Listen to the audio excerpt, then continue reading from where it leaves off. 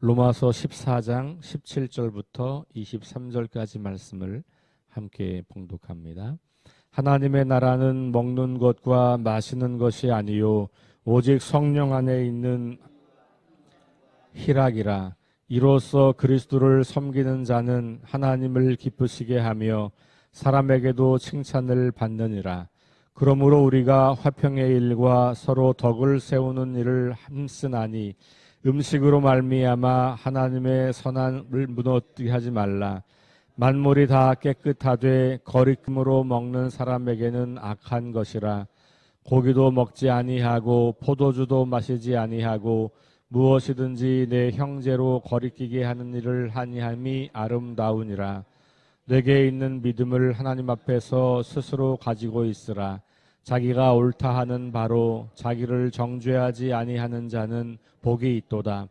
의심하고 먹는 자는 정죄되었나니 이는 믿음을 따라 하지 아니하였기 때문이라. 믿음을 따라 하지 아니하는 다 죄니라. 아멘. 네, 이제 14장의 마지막 부분에 왔습니다. 계속해서 형제를 비판하지 말라는 말씀의 연속 이야기이고요. 오늘은 특별히 하나님 나라라는 단어가 등장을 해요. 지금 이 맥락을 보시면 하나님 나라라는 단어는 좀 낯설어요. 왜냐하면 이 로마서에서 지금까지 하나님 나라라는 표현을 쓴 적이 없어요. 그런데 뜬금없이 여기에 하나님 나라라는 단어가 등장을 해요. 그 말은 바울의 생각 속에는 하나님 나라가 늘 이렇게 염두에 두고 있는, 깔려 있는 그런 이제 생각이라는 것을 먼저 우리가 좀 기억할 필요가 있고, 그러니까 바울은 하나님 나라와 다른 단어를 대체할 수 있다라고 볼 수 있어요. 지금까지 계속해서 논의되고 있는 이야기는 교회 공동체 안에서 형제를 어떻게 할 건가, 믿음이 강한 자가 믿음이 약한 자를 어떻게 대할 건가, 그 이야기를 하고 있는 맥락이잖아요. 거기에서 하나님 나라가 나왔다는 것은 하나님 나라는 교회 공동체와 여기 이 맥락에서는 동일하다고 볼 수 있어요. 그러니까 교회 공동체를 세우는 것이 하나님 나라를 세우는 일이에요. 사람들이 하나님도 보이지 않고 하나님 나라도 보이지 않는데 그 보이지 않는 하나님과 보이지 않는 하나님 나라를 경험할 수 있는 이 땅의 실체가 뭐냐? 그게 바로 교회라는 거예요. 교회 공동체가 어떻게 존재하는가가 사람들에게는 하나님 나라가 어떤 모습인지를 가장 잘 보여줄 수 있다는 거죠. 하나님께서 이 세상에, 이 땅에 하나님 나라의 모형이라고 할 만한 것을 두 가지를 주셨다고 한다면 하나가 교회고 하나가 가정이라고 할 수 있어요. 왜냐하면 하나님의 무조건적인 사랑을 경험할 수 있는 곳이 그나마 가정이고 그나마 교회이기 때문에 그래요. 가정은 우리가 의지적으로 또 감정적으로 사랑을 해서 그 결과로 이루어진 공동체죠. 교회는 꼭 그런 건 내가 저 사람하고 형제가 되고 싶어서 된 건 아니잖아요. 내가 저 사람하고 같은 하나님을 섬기려고 한 건 아니에요. 그런데 내 믿음을 갖고 있다 보니 나와 동일한 하나님을 믿는 사람들이 내게 생긴 거고 그 사람들이 모인 것이 교회예요. 그러니까 교회는 어찌 보면 내 의지가 전혀 개입되지 않은 사람들과 가족이 된 거예요. 거기에는 우리가 회심하고 하나님과 우리 사이의 관계가 회복되면서 우리가 이 로마서로 말하면 예수 그리스도를 믿는 믿음으로 의롭다고 여김을 받는다는 믿음을 공유하고 있다는 전제가 있는 거죠. 그 믿음 때문에 우리가 한 가족이 된 거죠. 그렇게 하나님 안에서 가족이 되었고 그 가족이 살아가는 삶의 방식을 볼 때 하나님 믿는 사람들은, 하나님이 함께 하시는 사람들은 저렇게 살아가는 거네 라고 그 존재를 보여주는 거죠. 그게 교회의 모습인 거예요. 그렇다면 교회는 다시 말씀드리지만 건물이 아니고 우리들의 모임이 교회인 거예요. 그러니까 건물은 교회라고 하는 이 모임이 가능해진 하나의 공간에 불과해요. 그러니까 우리의 이 예배당 건물은 너무 오랫동안 우리가 성전 개념을 너무 중요하게 여기다 보니까 이 예배당 건물이 마치 특별히 거룩한 것처럼 하나님은 마치 여기만 계시다고 우리가 착각을 한 거예요. 성경 어디에도 그런 얘기가 없어. 심지어 구약 성경도 그렇게 말하지 않잖아요. 솔로몬이 성전을 지으려고 할 때 하나님이 그 다윗이 그걸 지으려고 할 때 하나님 반대하시고 몇 가지 이유 중에 대표적인 이유는 다윗이 피를 손에 많이 묻혔기 때문에라고 하는 이야기가 있지만 동시에 하나님이 그 건물에 갇혀 있을 수 없는 분이다라고 하는 것 때문에 반대하기도 해요. 그리고 실제로 다윗에게 이 성전 봉헌을 하는 그 장면에서도 너가 이거 잘했지만 내가 여기에 갇혀 있지 않아 라는 말씀을 하시거든요. 그러니까 하나님은 우리가 하나님을 이 작은 공간에 가둘 수가 없단 말이에요. 그런데 여전히 오늘날까지도 구약 성경에도 이미 해결된 문제고 신약은 더 말할 것도 없고 바울 시대에 종교개혁을 지난 우리 이 개신교를 믿는 사람들도 여전히 이 건물을 약간 뭐라 그럴까요? 이렇게 신주단지 모시듯 모시는 사람들이 많아요. 굉장히 비성경적인 거예요. 성전은 바울의 개념에 의하면 우리 몸이 성전이잖아요. 왜? 성령이 우리 안에 거하시기 때문에. 그러니까 이미 성전은 건물이 아니고 나 자신, 그리고 나 자신, 성령을 주인으로 모시고 사는 성령이 우리 안에 내주하는 사람들이 함께 모여 있을 때 그것을 우리는 교회라고 말하는 거예요. 그런데 오늘 바울은 그 교회가 뭐다? 하나님 나라다 이렇게 이야기하는 거예요. 그러니까 교회 이야기를 하면서 이 공동체 안에서 믿음이 약한 자를 믿음이 강한 자들이 비판하지 말고 정죄하지 말고 업신여기지 말고 용납하고 받으라고 하는 그 말씀 속에서 하나님 나라가 그런 거라고 이야기하는 거죠. 그래서 다시 13절을 보면 17절을 보면 하나님 나라는 먹는 것과 마시는 것이 아니요 오직 성령 안에 있는 의와 평강과 희락이라 그랬어요. 그러니까 지금 이 형제를 비판하는 중요한 이유가 뭡니까? 뭘 먹으면 되냐 안 되냐 문제잖아요. 먹는 거예요. 음식 문제. 그런데 이 교회 공동체가 정말 하나님 나라라면 그런 거 가지고 갈등을 일으키거나 분열이 되거나 그런 거 가지고 서로 상처를 주고받는 거 그거 안 될 일이다. 그 얘기를 하는 거죠. 그러면서 하나님 나라를 가지고 왔어요. 그러니까 여러분 성경이 말하는 하나님 나라는 이미 이 땅에서 시작된 거라는 것을 또 알 수 있어요. 바울이 여기서 너 죽으면 가는 거기서 그 하나님 나라는 먹고 마시 이런 게 아닌 거예요. 지금 여기 너희가 지금 믿음이 강한 자, 믿음이 약한 자가 함께 어울려 살고 있는 그 교회 공동체가 이미 하나님 나라고 그 하나님 나라가 먹는 거 마시는 것 때문에 싸우는 그런 곳 아니야. 그러니 너희가 그런 거 가지고 다시 말하면 비본질적인 것 가지고 싸우려고 하지 말고 비판하려고 하지 말고 그거 다 용납하고 오히려 그 뒤에 나오는 의와 평강과 희락 특별히 성령 안에 있는 의와 평강과 희락 이것이 너희의 삶에 너희 공동체에 가득할 수 있도록 해야 된다. 그 이야기를 하는 겁니다. 그래서 18절에 이로써 그리스도를 섬기는 자는 하나님을 기쁘시게 하며 사람들에게도 칭찬을 받는다 그랬어요. 그러니까 하나님의 나라라고 하는 이것 다시 교회 공동체라고 하는 이 공동체를 보면 그 사람들은 먹는 거 마시는 거 가지고 문제 삼는 게 아니고 오직 그리스도를 섬기는 자들이고 이건 이제 앞에 나왔던 거로 말하면 주인이 누구냐 그죠? 우리가 다 음식을 먹어도 돼 안 돼라고 하는 사람들이 다 동일한 주인을 섬기는 거죠. 그분이 그리스도를 섬기는 거예요. 다 그리스도의 하인이고 그리스도의 자녀들이고 그러니 그런 사람들이 함께 그렇게 의와 평강과 희락으로 그리스도를 섬기게 되면 하나님이 기뻐하실 뿐만 아니고 사람들에게도 칭찬을 받는다는 거예요. 왜냐하면 사람들은 도무지 경험할 수 없는 그런 것을 보는 거예요. 저런 것이 하나님의 나라구나. 그러니까 사람들도 그것을 칭찬하게 되는 거예요.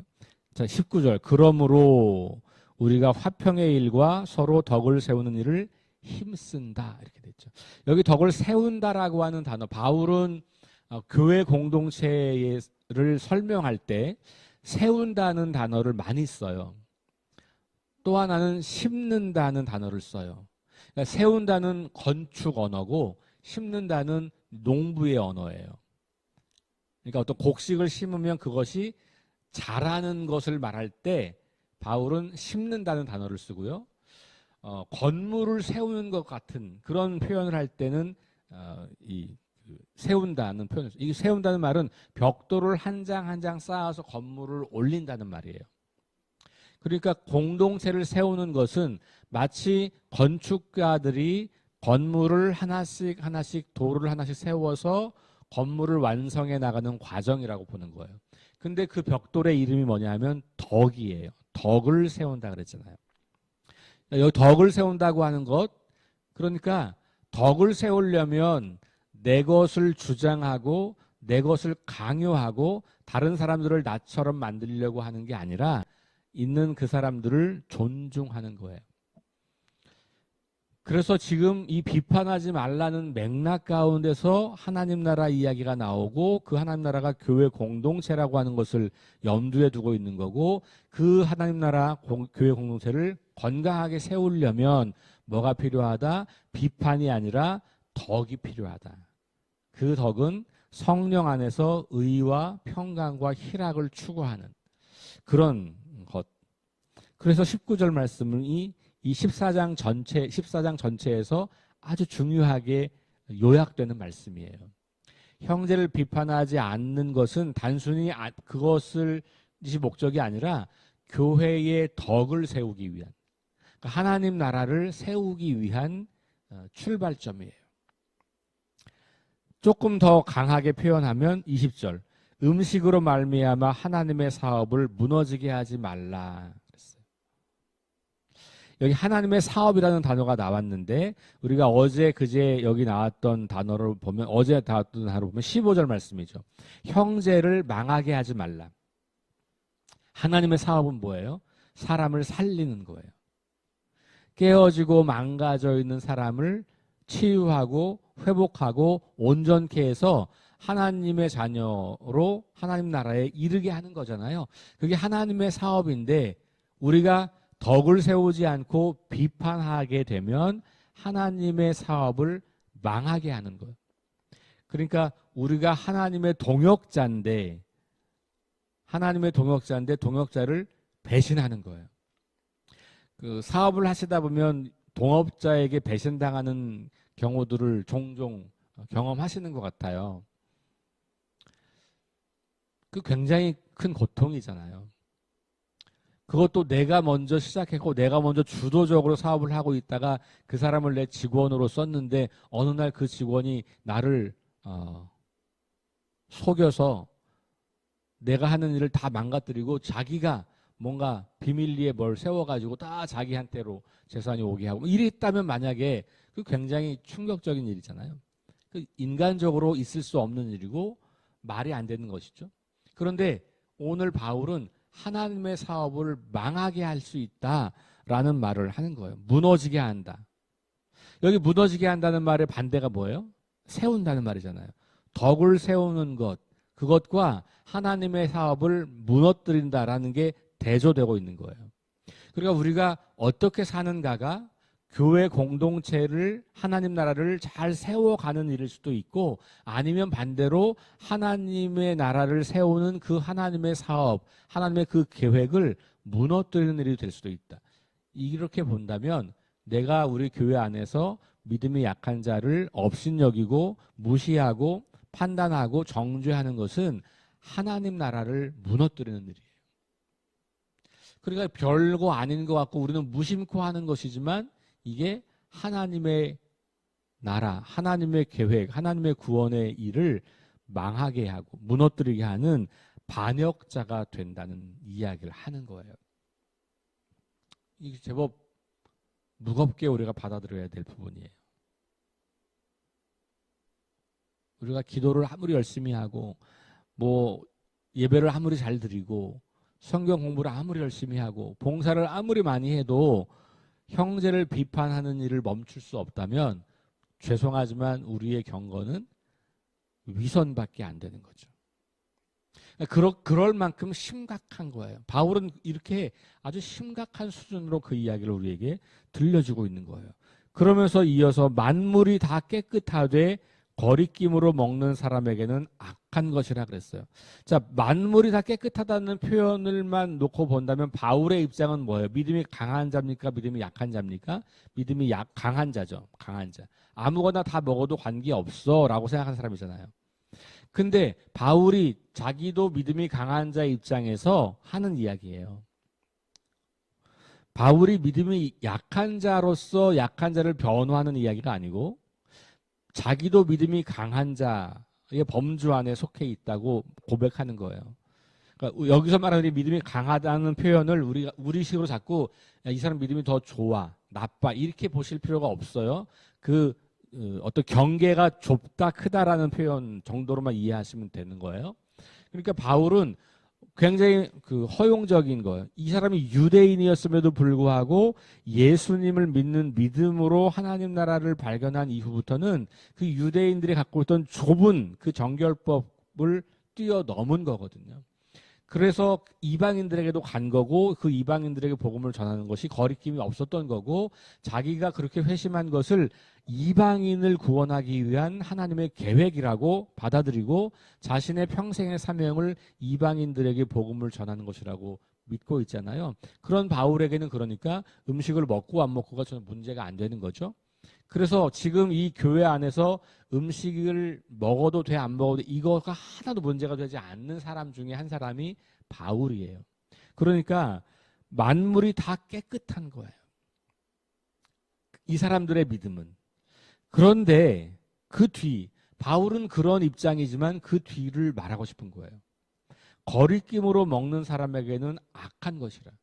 그러니까 이게 음식 자체로 거룩하다 깨끗하다로 볼 수는 없지만 어떤 사람이 이것을 이런 거 먹으면 죄가 될 텐데 이런 거 먹으면 안 되는데 라고 생각하는 사람이 그것을 먹게 되면 그 사람에게는 죄가 된다는 거죠. 왜냐하면 그 사람은 그걸 죄라고 인식하고 있기 때문에 그런 거예요.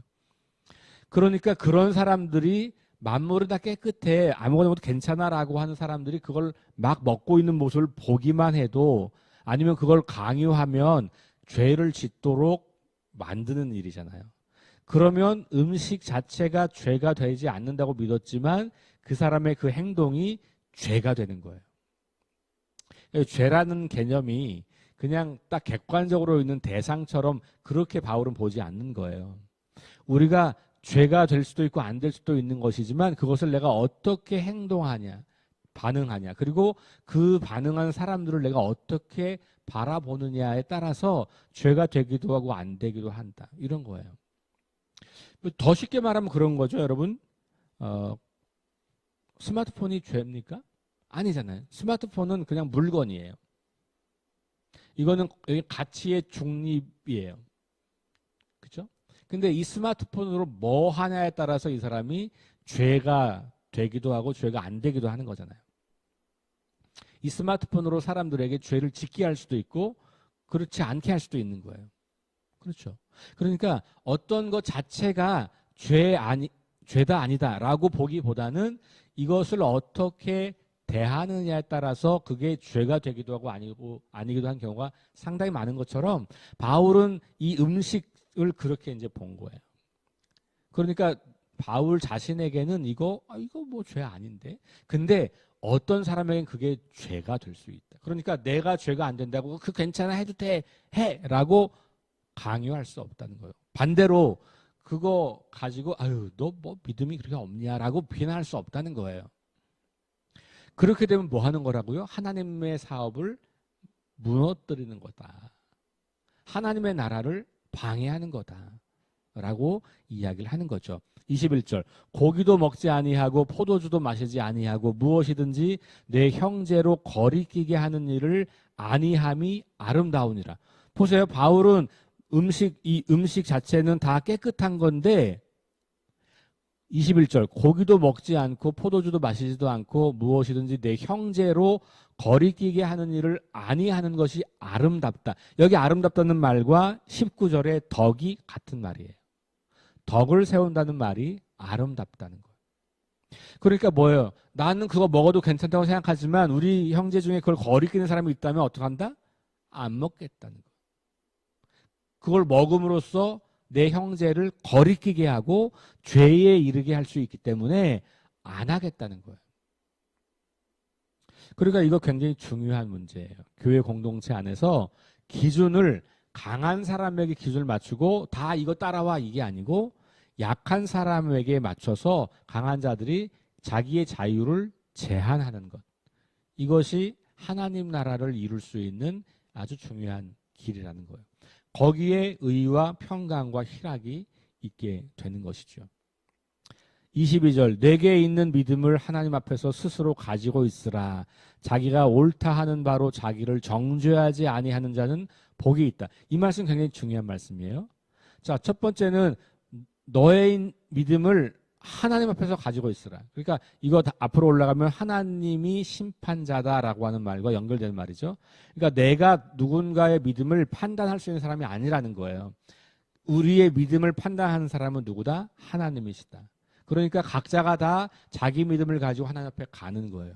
그럼 하나님은 그 믿음을 보고 그 사람을 복되게 하시는 거죠. 그러니까 여기서 말하는 믿음이 강한 믿음을 갖고 있지 않고 믿음이 약한 믿음을 가지고 있다고 해서 하나님이 그를 그러면 무시할 거냐? 그렇지 않다는 거예요. 이미 받으셨고 그 사람의 그 믿음의 수준을 통해서 영광 받으시는 거란 말이죠. 비교화의 대상이 아니라는 거죠.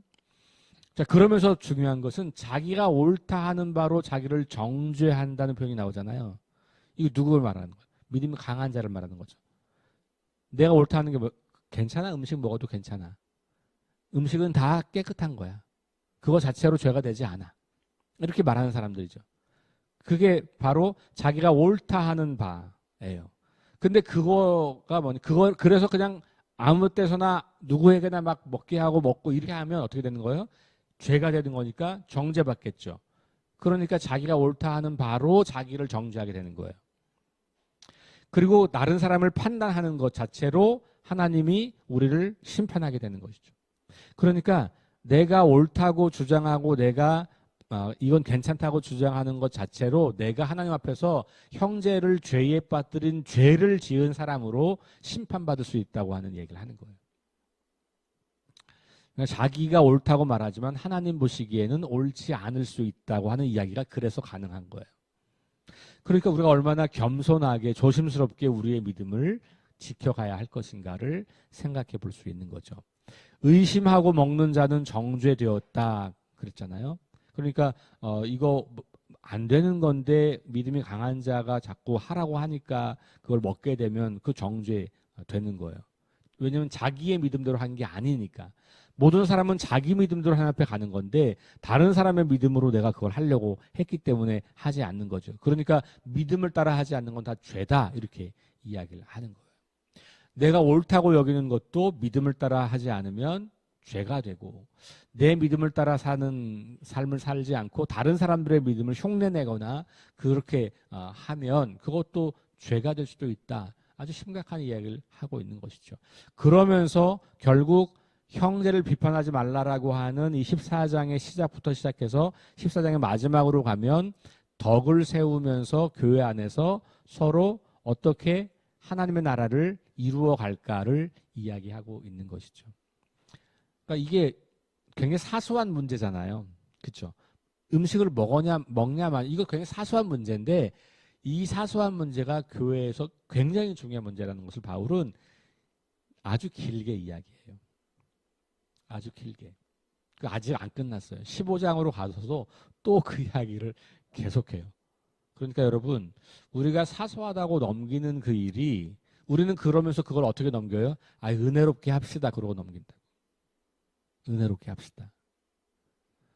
사소한 문제를 은혜롭게 합시다라고 넘기면서 우리는 하나님 앞에 합당하지 않은 모습들을 많이 갖는 경우들을 볼 수 있는 것이죠. 그러니 여러분, 이 사소한 문제 때문에 하나님의 사업을 망하게 하지 말고 하나님 나라를 잘 세워가는, 그러려면 우리에게 덕을 가지고 의와 평강과 희락을 잘 쌓고 그것으로 우리 서로를 대할 때 그게 가능해진다. 그런 교회가 우리 석교교회가 되면 좋겠습니다. 기도하겠습니다. 하나님 감사합니다. 오늘 우리 바울 사도를 통해서 교회 공동체를 세우는 것이 곧 하나님 나라를 세우는 것이고 그것이 곧 하나님의 사업을 세우는 것이라고 우리가 듣게 되었습니다. 하나님의 사업을 세우고 하나님 나라를 세우는 일이 엄청난 헌신과 희생을 통해서 엄청난 재물을 바쳐서 엄청난 무엇인가를 노력해서가 아니라 내 눈앞에 있는 형제를 비판하지 않고 용납하고 사랑함으로써 이룰 수 있는 일임을 알게 하심도 감사합니다. 하나님, 우리가 아주 사소한 것들부터 중요하게 여기며 그 사소한 것에서부터 하나님의 말씀대로 살아가는 연습을 잘 감당함으로 우리 석교교회가 하나님의 사업을 계속해서 이루어가고 세워가는, 그리고 하나님의 나라를 실체적으로 보여줄 수 있는 그런 교회가 될 수 있도록 우리를 붙잡아 주옵소서. 예수님 이름으로 기도합니다. 아멘. 우리 기도 제목 가지고 함께 기도합시다. 성령의 능력으로 하나님 나라를 증언하고 살아내게 하소서. 하나님 말씀이 기준이 되게 하소서. 질병과 연약함으로 고통당하는 사람들을 치유하여 주소서. 전쟁과 자연재해와 가난과 억압으로 고통당하는 지구촌 이웃들에게 은혜를 베푸소서. 오늘 주신 말씀처럼 하나님 나라를 세우는 그런 성도들이 되길 원합니다. 우리 석교교회가 하나님 나라를 드러내고 세워가는 교회가 되길 원합니다. 우리 함께 합심해서 기도하시고 개인 기도하고 돌아갑니다.